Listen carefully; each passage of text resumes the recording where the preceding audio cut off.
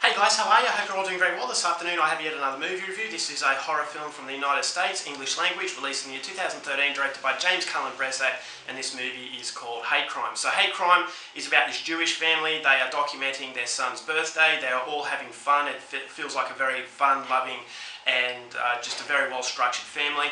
And so they're documenting the son's birthday, and all of a sudden they have some visitors. Now these visitors are three neo-Nazis who are disguised in balaclavas, and they only go by numbers. So there's 1, 2 and 3. Now number 3 is an absolute monster, and what they want to do is to rid the world of filth. And basically, a neo-Nazi, they consider filth, Jewish, if you're a different race, and basically anti-Semitic as well. So basically what they're saying for the whole film is that they're Jewish pigs, they don't deserve to be here, and they're going to inflict as much pain as possible on them. So whether or not the Jewish family can get out of this ordeal in one piece is something you're going to have to find out for yourself, because that's as far as I'm going with my synopsis. Now my thoughts on Hate Crime. This is a very, very extreme film, so if you're a fan of extreme cinema, this is definitely going to appeal to you, and I've heard a lot of people talk about Hate Crime. So for that reason, I wanted to go and see it. I didn't necessarily think it was going to be a good film, but I just wanted to see what all the fuss was about, because they said as far as extreme films are concerned, this is right up there as far as, how far the director is willing to go. And I will give the director credit. He has balls. He goes to lengths that I wasn't expecting. He shocked me on more than one occasion, but unfortunately for me, the reason why Hate Crime falls to pieces is because it's too eager to get to the shocking parts. It doesn't go on a psychological level, because you're pretty much into the action from the first scene. And that's, normally that's a good thing, because it doesn't get bogged down in unnecessary value. But for me, the movie gets into the rough stuff very quickly, so you don't get time to really connect to these characters, this Jewish family. Now, you feel sorry for them because of the acts of violence that are inflicted upon them, but I would compare this movie to a news feed. You hear on the news one night that a family in, whatever country overseas, a family have been brutally executed, and you think to yourself, wow, that's really bad. These people must have gone through hell. But because you don't know them, you forget it very quickly, so it doesn't have as much of an impact if you actually knew these people. If this family were your friends, if they were your own family, if they were your next door neighbours, if you put a name to them and you knew what they were like, it hits you a lot harder. And therefore, when Hate Crime comes about, because you see this family gathering, you're supposed to feel that they're a loving family because they're having fun, but that's basically all you get to know about them. You don't know their names, you don't know, what makes them tick, and it just felt like that news feed that you hear overseas, and you think to yourself, yeah, that these people are going through these really horrible things, but I don't know these people. I can disconnect myself from these people. So when the bad things happen, you're supposed to feel sorry for them, but you just don't, and it comes across as boring, because it feels like the director is just trying to shock you, and that's all it is. It's just shock, shock, shock. He's going to put the most extreme situation on screen.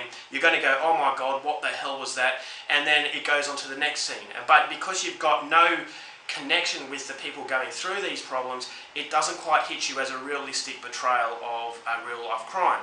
So if the director just had a little bit more time for the viewer to get to know these people, then I thought it would have had much more of an impact, and it would have served as a movie with a purpose. Now, the movie is said to be a message for what people are capable of, and we already know what racists are capable of, what maniacs are capable of, the horrible acts of violence we see on the news. So this is not really showing you anything new that you don't know before. Hate crime is based on religious beliefs, or if it's based on race. You're doing something solely for the purpose of, that person's black, or that person is from wherever, that person's Jewish, that person's Islamic, whatever. It's based on that, so we know what a hate crime is. If you know what a hate crime is, then it doesn't feel like this movie really serves a purpose. And as I said, the director wants to make it apparent as to what these people were willing to do. But I just don't think it worked, because it just felt like an exercise in pure sort of rebellion.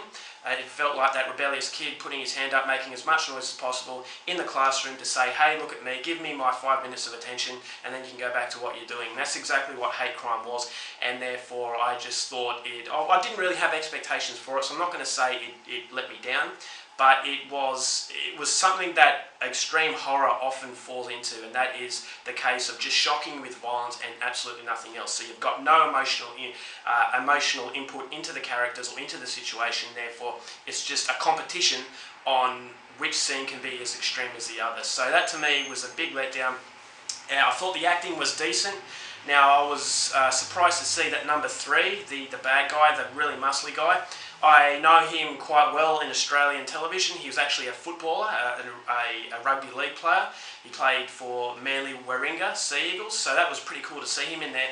But I thought his character was exaggerated. You know, he was the bad guy. He was the guy that, you know, everybody should be scared of. If you've seen home invasion films, there's always that one guy who's a complete psycho, and he's the one guy that you just can't stand to see on screen, because you know something really bad's going to happen. So it is a generic sort of found footage home invasion film, but it is very extreme. It goes to levels that not a lot of filmmakers are brave enough to go to, so I will give credit for that.